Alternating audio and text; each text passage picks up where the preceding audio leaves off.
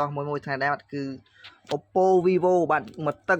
ស្អាតបាទគឺចូលស្តុកថ្មីទៀតហើយបងប្អូនណាដែរបាទគឺយើងចូលរៀងច្រើនបាទច្រើនដើមមិនថា Oppo និង Vivo ទេយើងចូលបាន10ដើមជាងបាទយើងមានដូចជា Oppo A5s Vivo Y93 Oppo A53 A5 2020 និង Oppo A57 បាទហើយទៅក្នុងផងទៀតក៏មាន Nokia ដែរបងប្អូន Nokia មកទឹកចូលស្តុកថ្មីហើយនឹង LAN បងប្អូនគឺ LAN iPhone បាទគឺបងប្អូនដែលចង់ដាក់ LAN ក៏យើងចូលស្តុកថ្មីដែរបាទហើយជាពិសេសផងដែរក្នុងឱកាសចិត្តចូលឆ្នាំដែរបាទយើងក៏បាននាំចូលដូចជាស្រោមបាទគឺស្រោមការពារទឹកបាទគឺស្រោមថងបងប្អូនឃើញទេថងសម្រាប់ការពារទឹកគឺថាដល់ពេលទៅចូលឆ្នាំហ្នឹងបងប្អូនយុវវ័យយើងជាពិសេសប្រិយប្រុសបាទគឺគាត់តែងតែដាក់ថងបងប្អូនការពារទូរស័ព្ទទៅពេលយើងលេងទឹកបើមិនយើងអត់មានថងការពារទេវានឹងសើម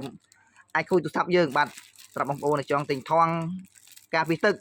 ឬក៏ទូរស័ព្ទមកទឹកស្អាតដាក់ LAN ទូរស័ព្ទឬក៏ជួសជុលសេវាកម្មផ្សេងៗគឺបងប្អូនអាចមកធ្វើបាននៅហាងពុកស្មីលក់ទូរស័ព្ទដៃផ្សាររលួសផងដែរបាទ